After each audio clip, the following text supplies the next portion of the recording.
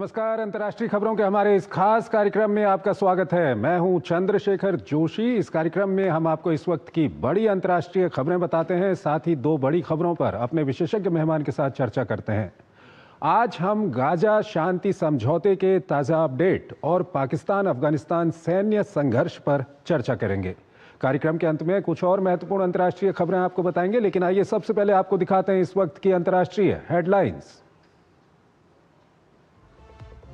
Gaza ने ली नई करवट, सभी जीवित, 20 बंधक रिहा, बदले में छूटे सैकड़ों फलस्तीनी कैदी। दोनों तरफ फूटा भावनाओं का ज्वार। नेतन्याहू ने बताया ऐतिहासिक जीत। पीएम मोदी ने बंधकों की रिहाई का किया स्वागत। अमेरिकी राष्ट्रपति डोनाल्ड ट्रंप ने इजरायली संसद को किया संबोधित। पश्चिम एशिया के लिए बताया नई ऐतिहासिक सुबह। कहा आतंक और मृत्यु के युग का हुआ अंत। ट्रंप को मिला इजराइल का सर्वोच्च सम्मान। भारत के दौरे पर कनाडा की विदेश मंत्री अनीता आनंद प्रधानमंत्री मोदी से की मुलाकात। व्यापार, प्रौद्योगिकी, ऊर्जा, कृषि और लोगों के बीच आदान प्रदान में सहयोग को मजबूत करने के तरीकों पर हुई चर्चा। राष्ट्रपति ट्रंप की पुतिन को धमकी। कहा युद्ध जल्द खत्म नहीं किया तो यूक्रेन को दी जाएंगी टॉमहॉक मिसाइल।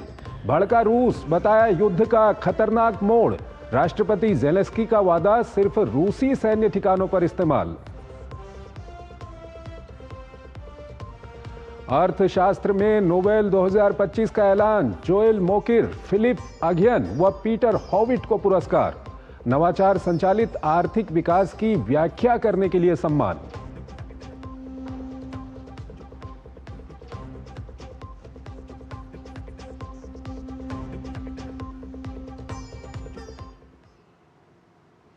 और इस वक्त की सबसे बड़ी खबर गाजा से है। यहां अब युद्ध के खत्म होने की घोषणा कर दी गई है। हमास ने सभी जीवित इजरायली बंधकों को रिहा कर दिया है। भारत के प्रधानमंत्री नरेंद्र मोदी ने भी इजरायली बंधकों की रिहाई का स्वागत किया है। इजराइल ने भी फलस्तीनी कैदियों को छोड़ना शुरू कर दिया है।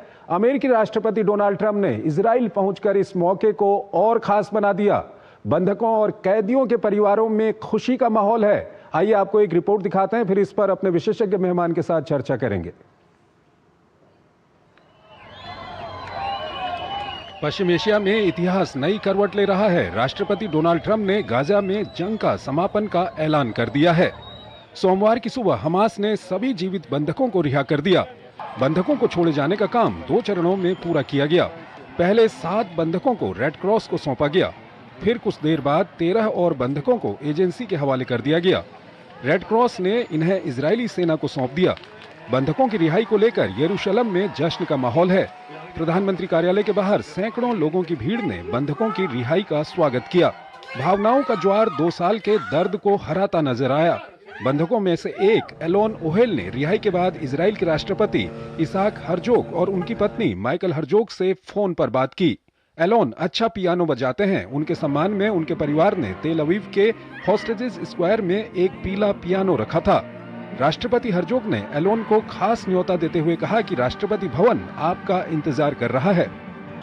बदले में इजरायली जेलों से 250 फलस्तीनी कैदियों को भी रिहा किया गया। परिवार वालों ने उनका गर्मजोशी से स्वागत किया। हमास के पास अब कोई जीवित बंधक नहीं है। हालांकि बंधकों के 28 शव अभी भी हमास के पास मौजूद हैं। इन बंधकों को 7 अक्टूबर 2023 के हमलों के दौरान हमास ने बंधक बना लिया था। इस ऐतिहासिक क्षण का गवाह बनने के लिए अमेरिकी राष्ट्रपति डोनाल्ड ट्रंप पहले से ही यरूशलेम में मौजूद थे। उन्होंने पहले रिहा हो चुके बंधकों और उनके परिवारों से मुलाकात की। इसके बाद ट्रंप ने इजराइल की संसद को संबोधित किया। सांसदों ने उनके सम्मान में उन्हें स्टैंडिंग ओवेशन दिया। पूरी संसद ट्रंप के नारों से गूंज उठी। प्रधानमंत्री नेतन्याहू ने जंग खत्म कराने के लिए उनका आभार व्यक्त किया और मिलकर क्षेत्र में शांति लाने की प्रतिबद्धता दोहराई। ट्रंप के इस योगदान के लिए उन्हें इजराइल के सर्वोच्च सम्मान से सम्मानित किया गया। यह केवल युद्ध का अंत नहीं है, ये आतंक के युग का भी अंत है। यह इजराइल और इस शानदार क्षेत्र के सभी राष्ट्रों के लिए एक महान विजय का आरंभ है। Donald Trump is the greatest friend. Donald Trump white house में इजरायल के अब तक के सबसे अच्छे मित्र हैं। राष्ट्रपति ट्रंप शांति के लिए प्रतिबद्ध हैं, मैं शांति के लिए प्रतिबद्ध हूं और हम सब मिलकर इस शांति को प्राप्त करेंगे। उधर मिस्र के शर्म अल शेख में गाजा शांति शिखर सम्मेलन में प्रधानमंत्री नेतन्याहू हिस्सा नहीं ले रहे हैं। अमेरिकी राष्ट्रपति, फ्रांस के राष्ट्रपति मैक्रों, ब्रिटेन के प्रधानमंत्री स्टारमर, फलस्तीन के राष्ट्रपति महमूद अब्बास समेत कई बड़े नेता इस समारोह में शिरकत कर रहे हैं। भारत के विदेश राज्य मंत्री कीर्तिवर्धन सिंह प्रधानमंत्री नरेंद्र मोदी का प्रतिनिधित्व कर रहे हैं। और इस खबर पर ज्यादा बात करने के लिए हमारे साथ जुड़ रहे हैं अशोक सज्जनहार, फॉर्मर सीनियर डिप्लोमेट हैं, विदेशी मामलों के जानकार हैं। अशोक जी, बहुत बहुत स्वागत है आपका हमारे इस कार्यक्रम में। अशोक जी, सबसे पहला सवाल यही कि आज का दिन पश्चिम एशिया के लिए एक बहुत बड़ा दिन कहा जा सकता है क्या? जी, बहुत धन्यवाद चंद्रशेखर जी मुझे आमंत्रित करने के लिए। आप ठीक कह रहे हैं, बहुत ही बड़ा दिन कहा जा सकता है, क्योंकि 2 साल से ये जो युद्ध चल रहा है, जब से 7 अक्टूबर 2023 को जब हमास ने हमला किया था, 1200 लोगों को मार गिराया था, इजरायली लोगों को, सिविलियंस को, और करीब 250 लोगों को बंधक बनाकर ले गए थे। तो उसमें उस चैप्टर का मैं कहूँ जो आखिरी अंतिम अध्याय लिखा गया है, और उसके साथ साथ करीब, जैसे आपने बताया अपनी रिपोर्ट में, करीब 1700 जो फिलिस्तीनी बंदी थे उनको भी रिहा कर दिया गया है। परंतु आगे का जो रास्ता है, अगर यहाँ पर पूरी तरीके से शांति स्थापित करनी है, अगर 2 स्टेट सोल्यूशन लाना है, अगर हमास के पास जो अस्त्र शस्त्र हैं वो उनसे डलवाना है, तो ये मेरे विचार से अभी आगे की चुनौती रहेगी, और ये इसको हम आगे कैसे प्राप्त कर सकते हैं, इसके ऊपर बहुत ही सोच विचार करके हमें आगे काम करना पड़ेगा। अशोक जी, ये जो आगे के रास्ते की आप बात कर रहे हैं, कई जो इंटरनेशनल मीडिया है उसमें कई आर्टिकल्स में मैं पढ़ रहा था, लोग इसको बहुत बड़ी चुनौती क्यों मानते हैं अब जो आगे का रास्ता है उसको? क्योंकि देखिए, इसमें जो 2 सबसे बड़ी हस्तियां हैं जो कि इन्वॉल्व हैं, एक हमास है और एक इजराइल है। तो अब वहां पर चाहिए जो 2 स्टेट सोल्यूशन होना चाहिए, जो 20 पॉइंट प्रोग्राम है राष्ट्रपति ट्रंप का, तो उसमें उन्होंने कहा जो 2 स्टेट सोल्यूशन को हम मुहैया कराएंगे, उसको हम इस्टेब्लिश करेंगे, उसको आगे लेकर जाएंगे। परंतु इजराइल ने और प्रधानमंत्री बेंजामिन नेतन्याहू ने, चंद्रशेखर जी, कभी नहीं माना है जो वो 2 स्टेट सोल्यूशन होना चाहिए। तो सबसे पहले तो मुश्किलात यहां पर आती है। दूसरा है जो एक और प्रोविजन है उसी अग्रीमेंट का, 20 पॉइंट प्लान जो है, एक और उसका प्रोविजन है, और उसमें ये कहा गया है जो हमास अपने पूरे अस्त्र शस्त्र डाल देगा, अपने को निशस्त्र कर देगा, निहत्था कर देगा, और ये कभी मेरे विचार से हमास मानने के लिए तैयार नहीं होगा। क्योंकि एक तो सबसे बड़ा उसके पास जो ट्रम्प कार्ड था, वो बंधक थे, वो बंधक अब दे दिए हैं, 20 दे दिए हैं, 28 जिनके मृत शव होंगे उनको भी निकाल कर कहीं वो वापस करेंगे। तो जो सबसे बड़ा ट्रम्प कार्ड था वो तो उन्होंने दे दिया है। अब अगर अपने को निहत्था कर लेंगे तब तो वो एकदम उनको खात्मा कर दिया जाएगा। तो ये वो मानने के लिए तैयार नहीं है। और एक और बात भी उसमें कही गई है, जो बाद में गाजा में जो कुछ भी होने वाला है वो उसमें हमास का कोई रोल नहीं होगा, उसमें कोई उनका कंट्रीब्यूशन नहीं होगा। तो इसको भी हमास मानने के लिए तैयार नहीं होगा। पैलेस्टीनियन अथॉरिटी आज जो दिखा रहे हैं, महमूद अब्बास साहब जो उसके राष्ट्रपति हैं, उनके पास इतनी ज़्यादा उनका जो रेपुटेशन है, उनकी जो पैलेस्टीनियन अथॉरिटी का, जैसे उन्होंने वेस्ट बैंक में काम किया है, तो वो कोई ज़्यादा विश्वसनीयता नहीं है जो वो ये काम को संभाल पाएंगे। तो इसको अब देखना होगा जो आगे चलते हुए हालात कैसे बदलते हैं। अशोक जी, एक और जो इजरायली सेना का विड्रॉल होना है गाजा से, उसको आप किस तरह से देखते हैं? क्या ये पूरी तरह से विड्रॉल होगा या इसमें भी कोई दिक्कत आ सकती है? नहीं, बिल्कुल दिक्कत आ सकती है। देखिए, क्योंकि इजराइल ने अपने को जो एक डेजिग्नेटेड पेरीमीटर है, एक जगह है जहां तक वो गाजा में ही स्थित है, परंतु उन्होंने अपने को वहां से हटा लिया है। और वो उन्होंने कहा है जो हमारा तो ऑब्जेक्टिव है, हमारा तो लक्ष्य है, जो हमास को पूरे तरीके से खत्म कर दिया जाए। आतंकवाद को वो हमास से मिलाकर देखते हैं और आतंकवाद को वहां से खत्म कर देना चाहिए। वही आपने देखा है जो आज राष्ट्रपति ट्रंप ने भी और प्रधानमंत्री बेंजामिन नेतन्याहू ने भी इजराइल की नेसेट में यही कहा, उनकी पार्लियामेंट में यही कहा। तो इसीलिए अगर वहां पर किसी प्रकार का हमास कुछ भी कार्रवाई करती है या इजराइल कहता है जो वहां से कार्रवाई होने का अंदेशा है, तो फिर से वहां पर अटैक लॉन्च कर सकते हैं और हमास के विरुद्ध कार्रवाई कर सकते हैं। तो इसीलिए ये मैं समझता हूं पहला स्टेप, पहला कदम तो अच्छा है, पूरा हो गया, परंतु ये एक बहुत छोटा कदम था। इसके आगे के जो अगर कदम लेने होंगे तो वो बहुत बड़े हैं, वो बहुत ही पेचीदा हैं और उसमें बहुत मुश्किलात आ सकती हैं। लेकिन अशोक जी, कहीं ना कहीं ये कहा जा सकता है कि शुरुआत अच्छी है। आपसे मैं ये जानना चाहूंगा कि अमेरिकी राष्ट्रपति डोनाल्ड ट्रंप की जो भूमिका है उसको आप किस तरह से देखते हैं? उनकी भूमिका अच्छी है, उनकी भूमिका अच्छी है, क्योंकि देखिए वो मेरे ख्याल से थोड़ा रिबाउंड होकर यहाँ पर आए, क्योंकि वो पहले चाहते थे जो रूस और यूक्रेन का जो युद्ध है उसको रुकवा दिया जाए। बहुत प्रयास किया, अलास्का में, एंकरेज में, वहाँ पर राष्ट्रपति पुतिन को बुलाया। राष्ट्रपति पुतिन अपने वहाँ पर हमले कम करने के बजाय और ज़्यादा करने लगे। तो उन्होंने सोचा यहाँ पर इजराइल और हमास का युद्ध थोड़ा और आसान होगा, क्योंकि इजराइल के प्रधानमंत्री बेंजामिन नेतन्याहू पर वो दबाव ज्यादा डाल पाएंगे और वही वो कर पाए हैं। ठीक है। और इसीलिए वहां पर शांति हो गई है और इसमें उनका रोल तो काफी महत्वपूर्ण है और उनको सराहनीय भी है। ठीक है अशोक जी, हमारे साथ बने रहिएगा। एक और महत्वपूर्ण खबर है, उस पर अभी हम आपसे बातचीत करेंगे। फिलहाल हमको यहाँ पर एक छोटा सा ब्रेक लेना है।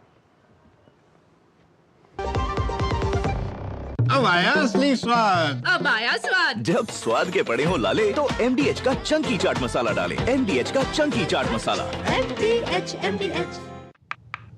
20,000 रुपए। स्कैम की खुशबू।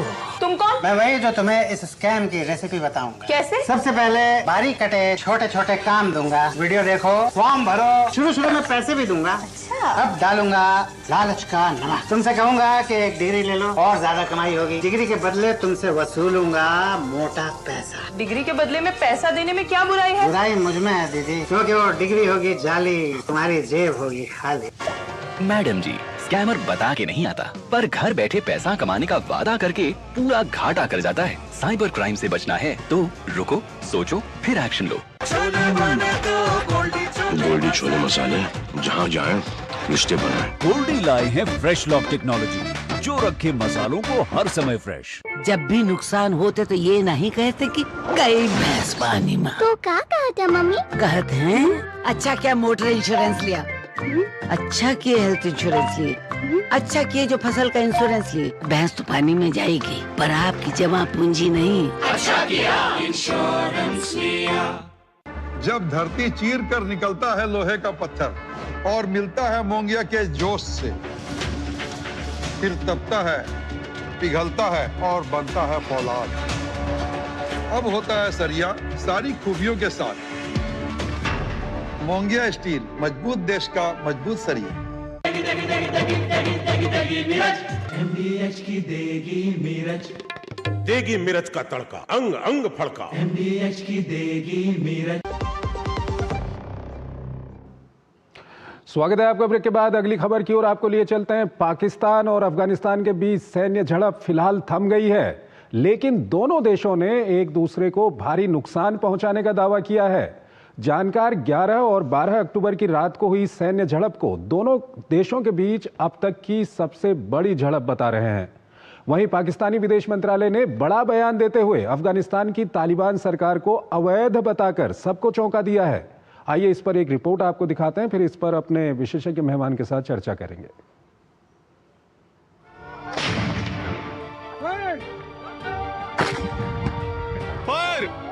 भारत से बुरी तरह पिटने के बाद एक और पड़ोसी देश अफगानिस्तान को छेड़ना पाकिस्तान को महंगा पड़ा।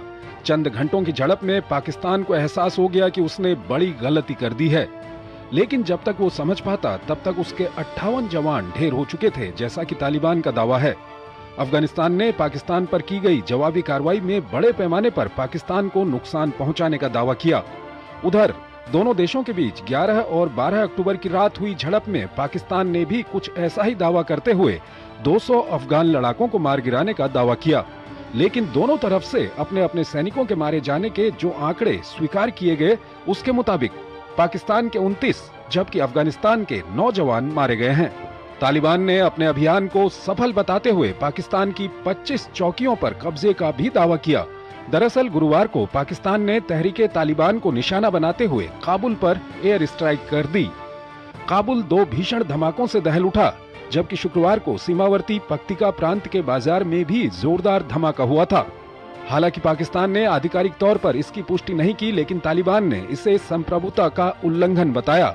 पाकिस्तान ने अफगानिस्तान के खिलाफ मोर्चा तब खोला जब अफगानिस्तान के विदेश मंत्री मुत्तकी भारत में थे। अफगानिस्तान ने मिस एडवेंचर करने पर पाकिस्तान को अंजाम भुगतने की धमकी दी। शनिवार की रात पाकिस्तान के साथ सीमा पर कई स्थानों पर भीषण झड़प छिड़ गई। खैबर पख्तूनख्वा के अंगूर अड्डा, बजौर, कुर्रम, दीर और चित्राल, वहीं बलूचिस्तान के बहरामचाह में दोनों तरफ से गोलियां बरसने लगीं। सुबह होते होते कई क्षेत्रीय और वैश्विक ताकतें सक्रिय हुईं। दोनों पक्षों से संयम बरतने की अपील की। जैसे तैसे सीमा पर आग उगलती बंदूकें खामोश जरूर हो गई हैं, लेकिन तनाव अब भी बरकरार है और रह रहकर गोलीबारी की खबरें भी आ रही हैं। इस बीच अमेरिकी राष्ट्रपति ट्रंप ने संघर्ष खत्म कराने की पेशकश की है। वहीं पाकिस्तान ने तालिबान पर अपनी नीति में बड़ा बदलाव लाते हुए उनकी सरकार को अवैध बताया है। पाकिस्तान के विदेश मंत्रालय ने कहा है कि एक दिन अफगानिस्तान में एक ऐसी सरकार सत्ता में आएगी जो वास्तव में अफगान लोगों का प्रतिनिधित्व करेगी। इससे पहले 2021 में तालिबान जब सत्ता में आया था, उसे समर्थन देने वाला पहला देश पाकिस्तान था। पाकिस्तान अफगानिस्तान पर पाकिस्तान के तालिबान गुट टीटीपी को शरण देने का आरोप लगाता है, जबकि तालिबान इससे बार बार इनकार करता है। टीटीपी पाकिस्तान में इस्लामी कानून लागू करने की वकालत करती है। 2022 में इमरान सरकार ने टीटीपी के साथ एक समझौता किया था, हालांकि ये तभी टूट गया था। लेकिन इमरान की सरकार जाने के बाद से टीटीपी अपने हमलों को तेज कर रही है। पाकिस्तान पहले भी कई बार अफगानिस्तान में टीटीपी को निशाना बनाते हुए एयर स्ट्राइक कर चुका है। अब तालिबान ने भी पाकिस्तान पर बड़ा बम गिरा दिया है। उसका दावा है कि पिछले 2 सालों में अफगानिस्तान में आईएस ने जितने हमले किए हैं, उसकी साजिश पाकिस्तान में रची गई और उनकी मददगार पाकिस्तानी सेना है।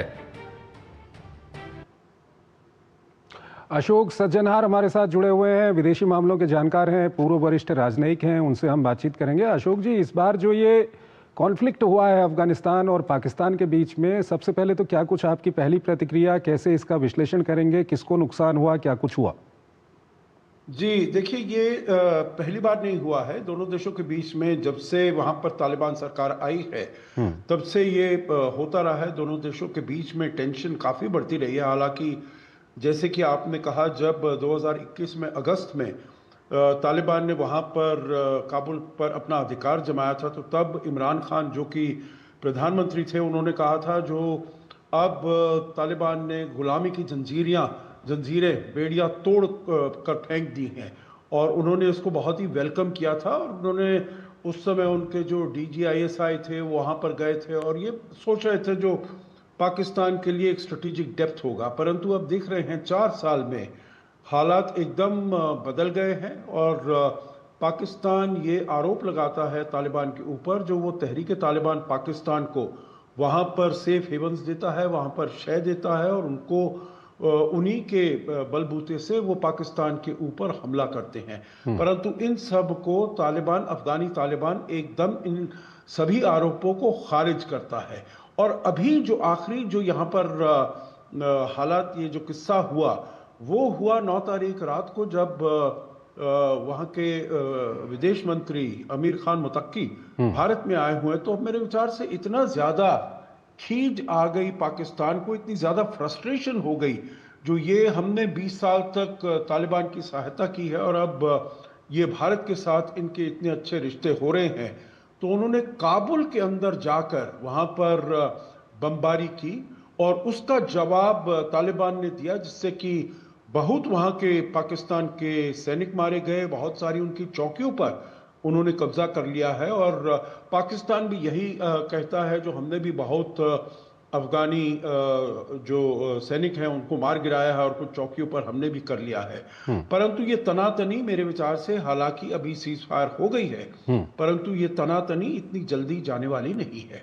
अशोक जी, दो चीज़ें इसमें और निकल के आई हैं। एक तो अब जो तालिबान सरकार है वो कह रही है कि अफगानिस्तान में जो IS के अटैक होते हैं उसके पीछे कहीं ना कहीं पाकिस्तान है।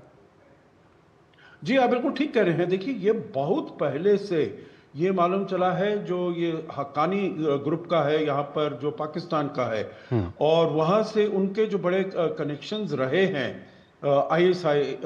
ISIS के साथ, और इसीलिए जो भी वहाँ पर अलकायदा या ISIS के जो भी हमले होते रहे हैं अफगानिस्तान में, क्योंकि 2021 के बाद अगर कोई हमले हुए हैं वहाँ पर तो ISIS या अलकायदा के हुए हैं, बहुत कम हो गए हैं, ये बात माननी पड़ेगी। परंतु फिर भी जो हुए हैं केवल उन्हीं 2 आतंकी गुटों के हुए हैं और किसी आतंकी गुट का नहीं हुआ। पहले ये समझा जाता था जो इस्लामिक मूवमेंट ऑफ उज़्बेकिस्तान और हिज़्ब तहरीर, ऐसे बहुत सारे ग्रुप्स हैं, एटीम है वगैरह वगैरह, ये सब वहाँ पर अफगानिस्तान की ज़मीन पर ये एक्टिव हैं, सक्रिय हैं, परंतु उनका कोई वहाँ पर ऐसा अटैक नहीं हुआ, केवल इन्हीं 2 का हुआ है। और तालिबान सरकार ये कहती है जो ये सब इसके पीछे पाकिस्तान की सरकार है, पाकिस्तान की आर्मी है, पाकिस्तान का ISI है। एक और चौंकाने वाला जो बयान है वो पाकिस्तान की तरफ से आया है। वो कहते हैं कि ये जो तालिबान की सरकार है ये अवैध है। जी, ये तो ऐसी बात हुई जिसे कहते हैं ना, खिसियानी बिल्ली खंबा नोचे। जो अब उनके पास सबसे पहले, जैसे मैंने आपको बताया, आपके सुनने वालों देखने वालों को बताया, जो उन्होंने 2021 में इसी सरकार का स्वागत किया था, जो ये इन्होंने इतने दशकों की जो बेड़ियां थी वो तोड़कर, गुलामी की बेड़ियां तोड़कर वो आ गए हैं, और अब कहते हैं जो अवैध सरकार है, क्योंकि उनके साथ उनके संबंध ठीक नहीं है, संबंध उनके खराब हो गए हैं, तो इसीलिए वो कह रहे हैं। परंतु पाकिस्तान की अपनी एम्बेसी है वहां पर, चंद्रशेखर जी, इसमें काबुल में पाकिस्तान के अपने एम्बेसडर हैं वहां पर। अगर वो अवैध हैं तो उन्होंने क्यों वहां पर एम्बेसडर भेजा हुआ है, क्यों अपनी एम्बेसी एस्टैब्लिश की हुई है? उन्होंने तो अपनी एम्बेसी, भारत ने तो निकाल ली थी एम्बेसी, अभी हम दोबारा लेकर जा रहे हैं, परंतु पाकिस्तान ने तो 2021 के बाद अपनी एम्बेसी वहां से खत्म ही नहीं की, वहां पर वो चल रही है और उनका एम्बेसडर भी वहां पर बैठा हुआ है। ठीक है अशोक जी, बहुत बहुत शुक्रिया आपका हमारे इस कार्यक्रम में जुड़ने के लिए और अपना महत्वपूर्ण विश्लेषण हमारे दर्शकों के साथ साझा करने के लिए। यहाँ पर हम एक छोटा सा ब्रेक लेंगे और ब्रेक के उस पार आज की कुछ और महत्वपूर्ण अंतर्राष्ट्रीय खबरें आपको बताएंगे। दादी के हाथों का जादू और खुशबू से महकता घर। MDH गरम मसाला, असली मसालों से भरा हूँ मैं, क्योंकि हर रिश्ता है स्वाद से जुड़ा। मेरी पसंद, मेरी पसंद, मेरी पसंद, मेरी पसंद, हमारी पसंद, हम सबकी पसंद। मजबूत देश का मजबूत सरिया हो गया स्टील। मैच की पहली गेंद और घुमा दिया भैंस की आंख, बॉल की जगह बैक बाउंड्री की तरफ जाता हुआ, और ये ठुकी गाड़ी, गिरा बंटी, टूटा टीवी। बजाओ ताली बिल्ली। Why uncle? क्योंकि सबने अच्छा किया इंश्योरेंस लिया। अच्छा किया इंश्योरेंस लिया। वीडियो लाइक करने के पैसे मिलेंगे? So easy. अनजान लिंक्स पर क्लिक मत कीजिए। RBI कहता है जानकार बनिए, सतर्क रहिए। गोल्डी छोले मसाले, जहाँ जाएं रिश्ते बनाएं। गोल्डी लाए हैं फ्रेश लॉक टेक्नोलॉजी, जो रखे मसालों को हर समय फ्रेश। स्वागत है आपका। ब्रेक के बाद अंतर्राष्ट्रीय खबरों के हमारे इस कार्यक्रम को हम यहीं पर समाप्त करते हैं, लेकिन जाते जाते आपको छोड़ जाते हैं आज की कुछ और महत्वपूर्ण अंतर्राष्ट्रीय खबरों के साथ। आप इन खबरों को देखिए और हमारी पूरी टीम को इजाजत दीजिए। नमस्कार।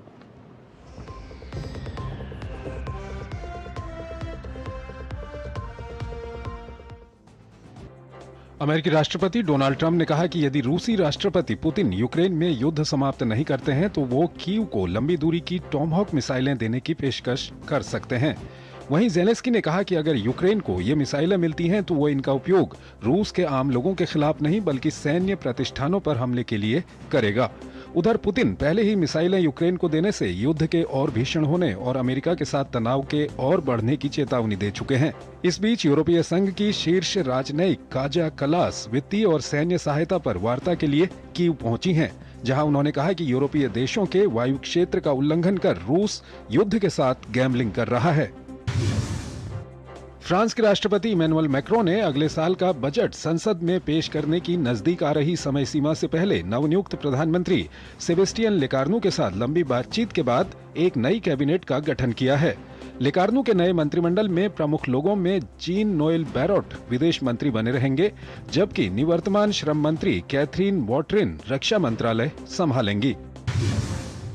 चीन से तनाव के बीच ताइवान के राष्ट्रपति लाई चिंग-ते ने देश में प्रभावी वायु रक्षा प्रणाली टी-डोम की शुरुआत की है।